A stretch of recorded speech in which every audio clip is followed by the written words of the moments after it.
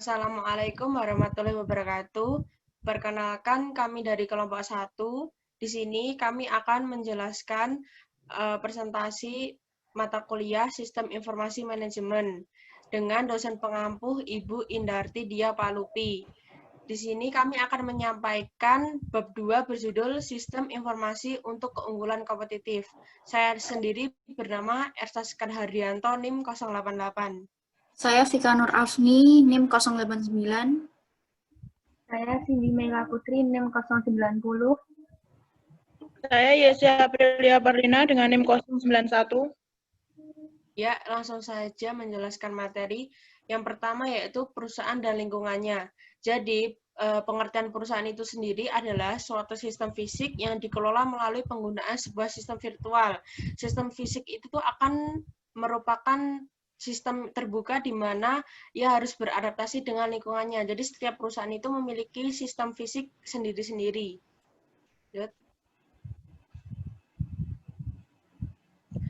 Di sini ada 4 model sistem umum perusahaan. Yang pertama, aliran sumber daya fisik. Jadi, aliran sumber daya fisik itu meliputi pegawai. Jadi, nanti pegawai itu akan dikelola untuk menjadi terampil yang lebih tinggi berdasarkan dengan pengalaman yang nanti akan digunakan oleh perusahaan.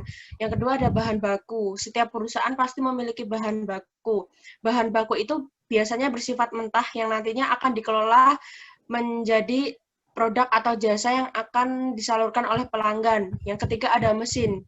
Jadi mesin itu apabila sudah tidak terpakai nantinya akan dijual ya. Kalau enggak bisa diganti dengan mesin yang baru. Karena mesin itu untuk penunjang kinerja perusahaan supaya lebih cepat.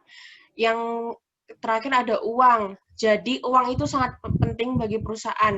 Uang itu bisa didapat oleh penerimaan penjualan, dari pinjaman, pemerintah, yang nantinya akan dikembalikan lagi kepada pemasok untuk membeli bahan baku dan lain-lain. Yang kedua ada aliran sumber daya virtual. Ya, ini meliputi data, informasi. Nah, data itu akan dikelola menjadi informasi. Yang ketiga, mekanisme pengendalian perusahaan. Jadi, standar kinerja itu harus bagus supaya mencapai tujuan yang diinginkan. Manajemen perusahaan. Jadi, jika perusahaan itu memiliki tujuan yang ingin tinggi, jadi manajemen perusahaan itu harus dikelola dengan baik. Yang ketiga, suatu proses data menjadi informasi. Data itu akan dikelola untuk menjadi sumber informasi untuk manajer. Yang keempat, ada lingkaran umpan balik. Jadi, ketika data dikelola menjadi sumber informasi, nantinya akan diberi ke manajer untuk mengambil keputusan. Jadi, manajer itu mengambil keputusan berdasarkan data-data yang dikelola menjadi informasi. Next. Perusahaan di dalam lingkungan. Model sistem umum perusahaan ini tuh kita tuh bisa lihat lingkungan bagi kesuksesan sebuah perusahaan. Nah, sistem umum perusahaan itu berbeda-beda pastinya. Unsur-unsur lingkungan ini merupakan organisasi dan individu yang berada di luar perusahaan yang secara tidak langsung maupun langsung itu mempengaruhi perusahaan.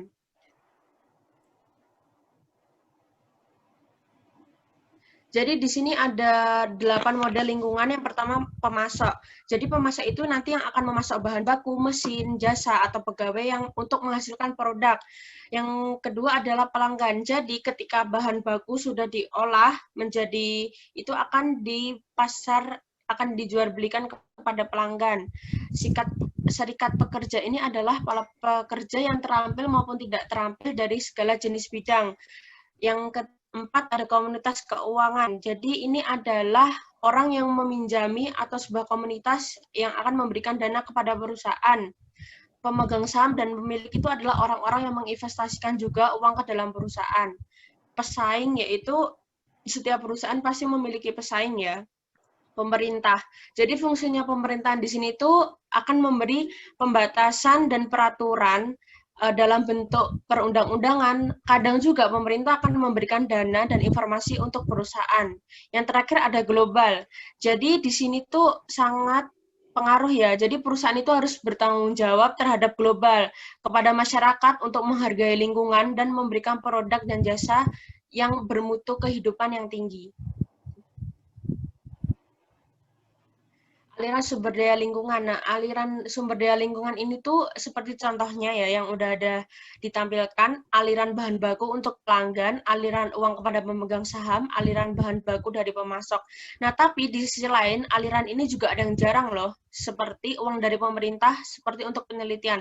Karena seperti untuk penelitian ini kita perlu proposal, jadi agak ribet sedikit, jadi lebih jarang keluar.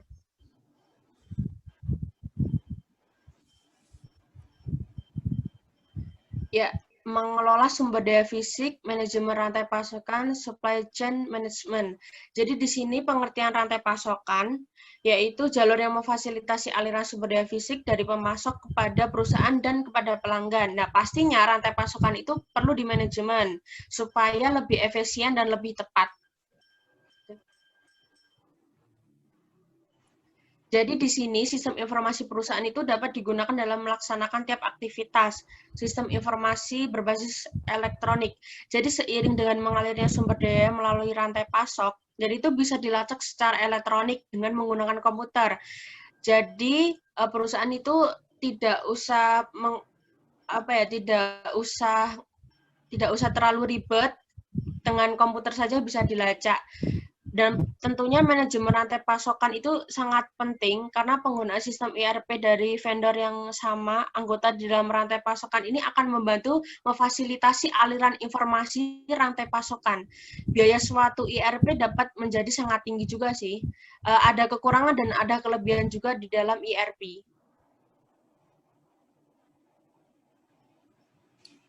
Keunggulan kompetitif.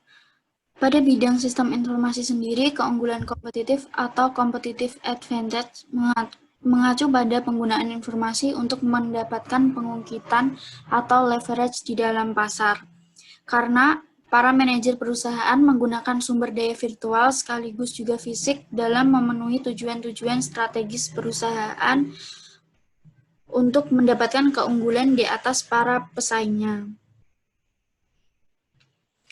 Pada rantai nilai Porter, Profesor Edward Michael E. Porter adalah orang yang paling sering dikaitkan dengan topik keunggulan kompetitif.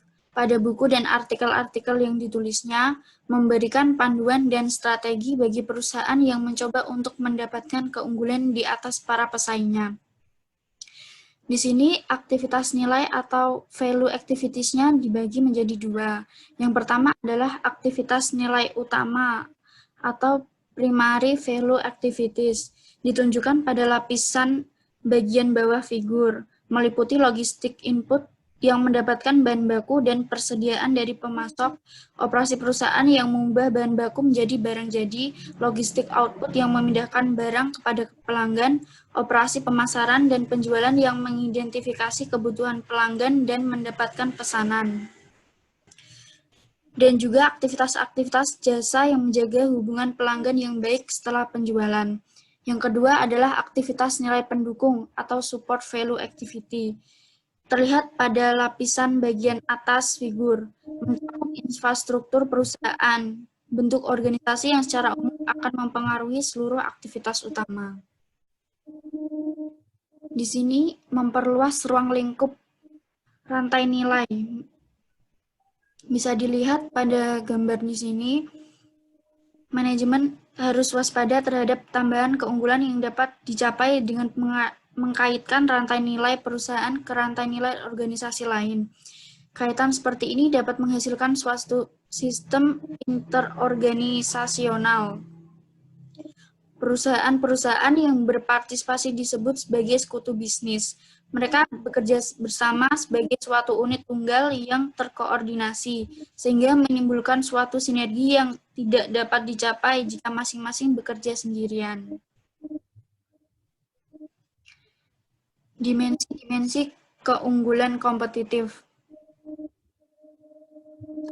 Pada tingkat manajerial tertinggi, tingkat perencanaan strategis informasi dapat digunakan untuk mengubah arah perusahaan untuk mendapat keunggulan strategisnya. Yang kedua, pada tingkat manajerial menengah, manajer dapat memberikan spesifikasi mengenai bagaimana rencana strategis akan diimplementasikan sehingga dapat menciptakan suatu keunggulan taktis. Dan ketiga, tingkat kendali operasional, manajer dapat menggunakan teknologi informasi dalam berbagai pengumpulan data dan penciptaan informasi yang akan memastikan efisiensi operasi, sehingga dapat mencapai keunggulan operasionalnya. Keunggulan strategis atau strategic advantage adalah keunggulan yang memiliki dampak fundamental dalam membentuk operasi perusahaan. Di sini bisa dilihat dari rantai tabel ini. Yang pertama adalah rantai nilai pemasok yang mempengaruhi rantai nilai perusahaan. Dan pada rantai nilai perusahaan itu tuh berpengaruh juga pada rantai nilai pelanggannya. Kemudian keunggulan taktis atau tactical advantage adalah ketika perusahaan mengimplementasikan strategi dengan cara yang lebih baik dari para pesaingnya. Lalu, keunggulan operasional atau operational advantage adalah keunggulan yang berhubungan dengan transaksi dan proses sehari-hari. Tantangan dari pesaing-pesaing global. Tantangannya adalah yang pertama, kebutuhan khusus untuk pemrosesan informasi pada perusahaan multinasional. Meskipun semua perusahaan memiliki kebutuhan pemrosesan informasi dan kebutuhan-kebutuhan ini merupakan hal yang sangat penting.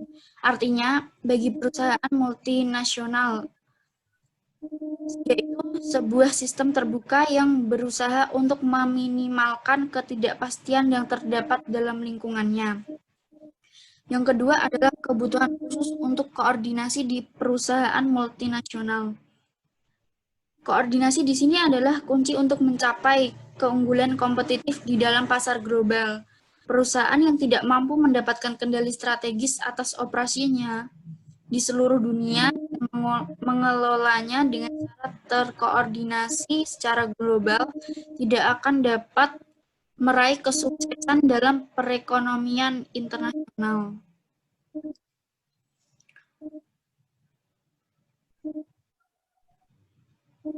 Selanjutnya yaitu tantangan dalam mengembangkan sistem informasi global. Sistem informasi global diberikan untuk suatu sistem informasi yang terdiri atas beberapa jaringan yang melintasi batas negara.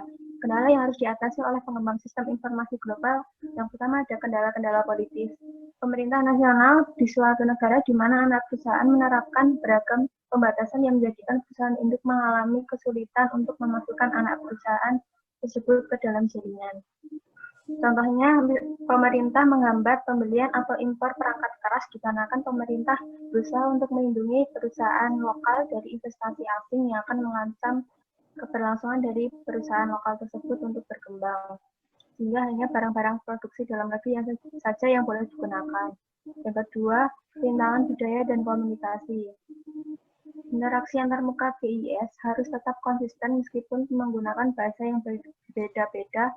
Sebagai akibatnya, kebanyakan antarmuka GIS mengandalkan grafik dan icon. Rintangannya, yang pertama ada pembatasan pembelian dan impor peranti keras. Maksudnya adalah pemerintah nasional mencoba untuk menentukan bahwa hanya peralatan yang diproduksi yang dapat digunakan. Yang kedua, pembatasan pemrosesan data. Maksudnya adalah kebijakan nasional mengatur bahwa data harus diproses di dalam negeri, bukan dikirimkan ke luar negeri dan diproses di tempat lain. Yang selanjutnya pembatasan komunikasi data. Maksudnya adalah pembatasan yang dikenakan pada aliran data antar negara. Yang ketiga ada masalah teknologi. Banyak negara yang tidak memberikan hak cipta atas peranti lunak dan menutup mata pada peranti lunak bajakan. Beberapa vendor peranti lunak menolak untuk berbisnis di berbagai negara tertentu. Yang keempat, kurangnya dukungan dari manajemen perusahaan. Beberapa merasa yakin bahwa mereka dapat menjalankan anak perusahaannya tanpa harus mendapat bantuan dan memandang peraturan kantor pusat sebagai suatu hal yang tidak perlu. Next.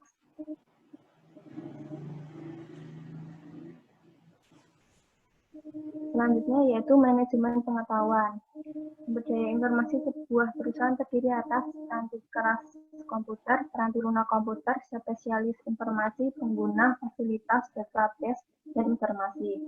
Untuk pengertian manajemen pengetahuan adalah kumpulan perangkat untuk mengakuisisi data, memproses data menjadi informasi, menggunakan dan mengomunikasikan informasi dengan cara yang paling efektif, dan menghapus informasi pada waktu yang tepat. Dimensi informasi. Yang pertama yaitu relevansi. Adalah data yang relevan dengan pengembalian keputusan yang akan diambil saja yang disebut dengan informasi. Yang kedua akurasi, yaitu seluruh informasi yang akurat dan terpercaya. Yang ketiga ada ketepatan waktu, yaitu memperoleh informasi yang menguraikan apa yang sedang terjadi saat ini. Yang keempat ada kelengkapan, yaitu memperoleh informasi yang menyajikan suatu gambaran lengkap atas suatu masalah. Selanjutnya sifat manajemen pengetahuan yang berupa A, yaitu sistem informasi warisan. Adalah sistem informasi awal serta peranti lunak keras yang tidak sesuai atau hanya sesuai secara parsial dengan teknologi informasi terkini. Contohnya yaitu nomor-nomor kode yang sudah tidak terpakai dapat diganti dengan nomor-nomor berlaku saat ini. Yang selanjutnya ada manajemen gambar, terdapat peranti lunak khusus yang akan menerjemahkan gambar data teks dan numerik.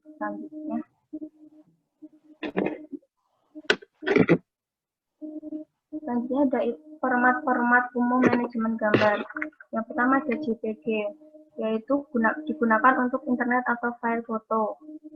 Yang selanjutnya ada GIF, digunakan untuk gambar hitam putih dan animasi. Selanjutnya ada TIFF, yaitu gambar bitmap dengan ruang penyimpanan besar tetapi tidak mengurangi mutu gambar. Yang selanjutnya ada BMP, yaitu bitmap Windows yang penyimpanannya besar. Selanjutnya ada WMF, yaitu format untuk grafik yang dipertukarkan antar APK berbasis Microsoft. Perencanaan strategi untuk sumber daya informasi. Perusahaan yang menggunakan komputer menempatkan tanggung jawab pengelolaan sumber daya informasi di tangan sebuah unit khusus yang terdiri atas para profesional informasi. Unit ini disebut sebagai layanan informasi atau Information Service yang disingkat menjadi IS. IS dikelola oleh seorang manajer yang mungkin memiliki status wakil presiden. Chief Information Officer atau CAO dan Chief Technology Officer atau CTO adalah manajer dengan tingkat tertinggi di layanan informasi. Orang-orang di sini akan menunjukkan keahlian manajerialnya dalam memecahkan masalah-masalah. CAO atau CTO dapat memposisikan layanan informasi sebagai salah satu unsur vital dalam struktur organisasi perusahaan dengan melaksanakan saran-saran berikut. Antara lain, meluangkan waktu dan pelatihan bisnis, secara aktif mencari kemitraan dengan unit-unit manajemen ini, fokus pada perbaikan proses bisnis, menjelaskan biaya-biaya IS dan istilah bisnis, membangun kredibilitas dengan memberikan jasa IS yang dapat diandalkan, terbuka untuk ide-ide yang berasal dari luar bidang IS.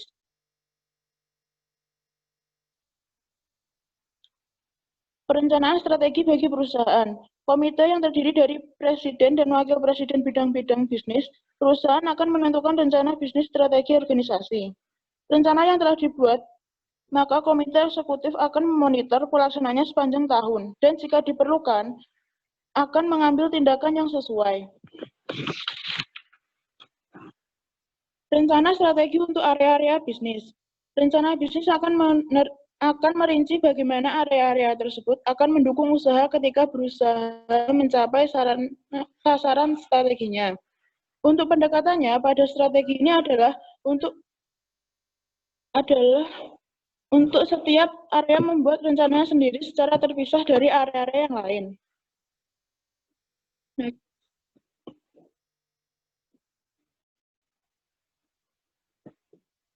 Area-area perencanaan strategi untuk sumber daya yaitu ada informasi, keuangan, manusia, produksi, dan pemasaran. Pendekatan SPIN perencanaan strategi untuk sumber daya informasi.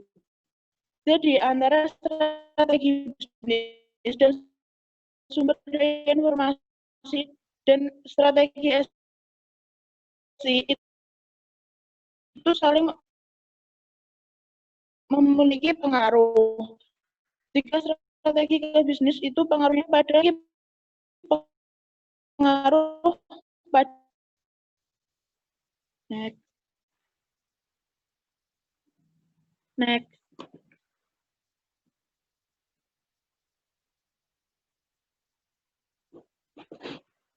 Contoh rencana strategi sumber daya informasi.